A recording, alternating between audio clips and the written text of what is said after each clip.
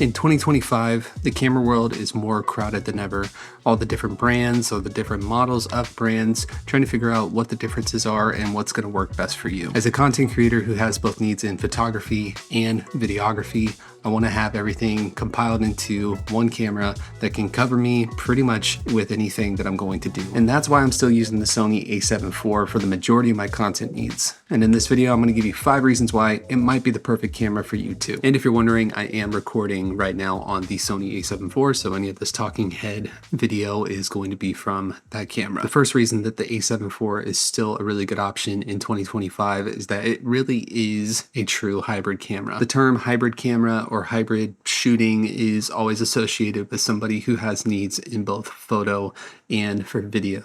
And the A7IV does a really good job in both of those departments. This camera is great for photography, whether you're somebody who's getting into doing weddings, or if you're doing more event style or client work, if you're needing this just for basic sort of thumbnails, really anything that you're gonna need for photography, the A7IV is going to have you covered. It's got a 33 megapixel sensor, which is a really good sweet spot for photography. It's a high enough number to where if you needed some really high quality type print, you're going to have plenty of resolution with this camera, or if you need to do some intensive cropping in the photo area, you're going to be good there too. It also has extremely sticky and reliable autofocus, whether that's eye autofocus or different type of subject tracking. Sony is just the best of the best, in my opinion, when it comes to autofocus in both photo and for video. This camera also has great video capabilities. You can shoot 4K video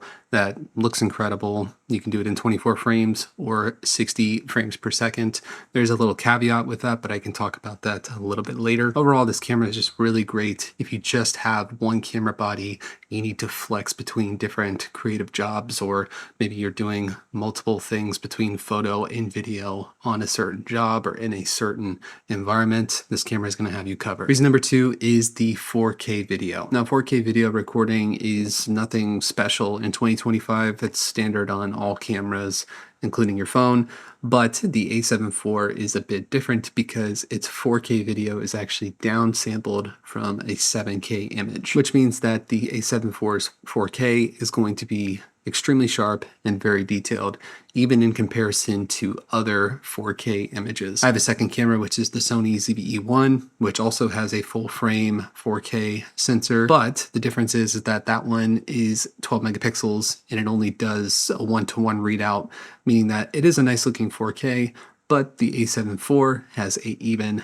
nicer, more crisp, more detailed looking 4K image. To go along with the 4K image, the A7IV also has 10-bit color in video. This is great if you're going to have an image like this, which is shot in S-Log, and you want to color grade it in order to preserve all the dynamic range of your image.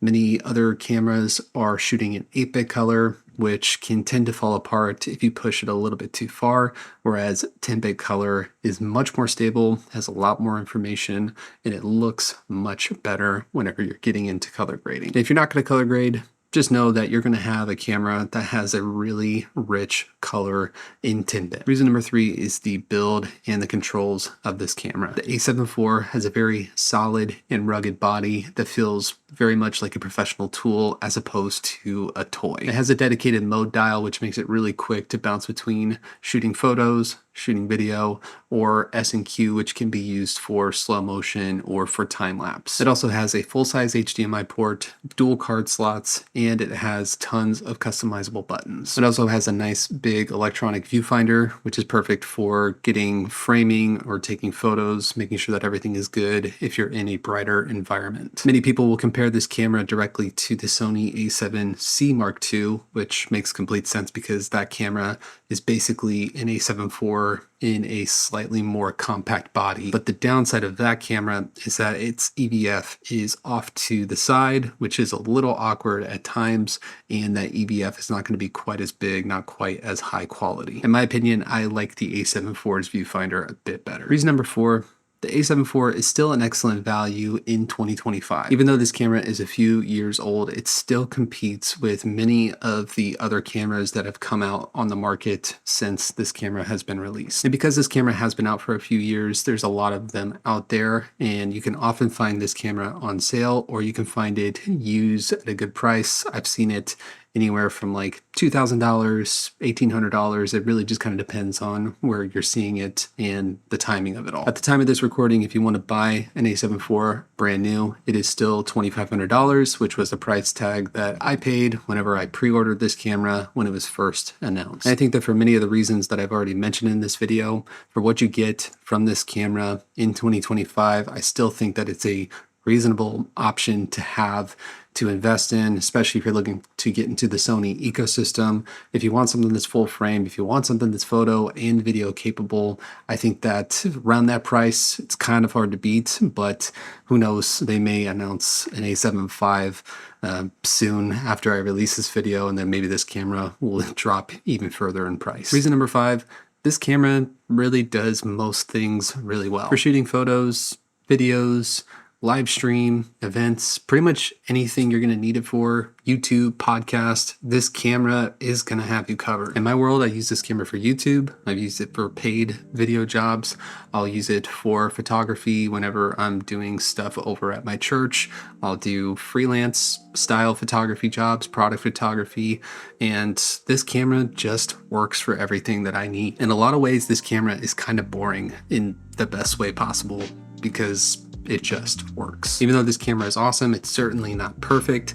Like I said, it does the majority of things well. It definitely fits my needs really well, but there are some things to consider that may be a deal breaker for you. The 4K 60 frames per second on the A7 IV, although looks really good, you are forced into a 1.5 times crop whenever you engage that 4K 60 mode.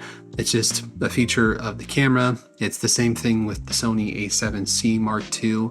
If you want to do 4K 60 with this camera, with this sensor, you're going to go more punched in on your image. So that's just something to consider. It also does not do 4K 120 frames per second, much like the A7C Mark II. You're forced into 1080p. So if you're someone who is more focused on cinematic video, then the A7 IV may not be your one and done camera that's going to do everything that you're needing. So those are the reasons why I'm sticking with the A7 IV in 2025. It's an amazing little camera. It may not be perfect, but it checks a lot of the boxes for my creative needs. Now, if you're someone who's leaning more into video and you want a tiny full frame cinematic powerhouse that can do 4K 60 without a crop, 4K 120, then you should check out my video breakdown of the ZV-E1. I use this alongside of my A7 IV, and these cameras complement each other extremely well. And until the next time, my name is Zach Sopak. I'll see you in the next video. Peace.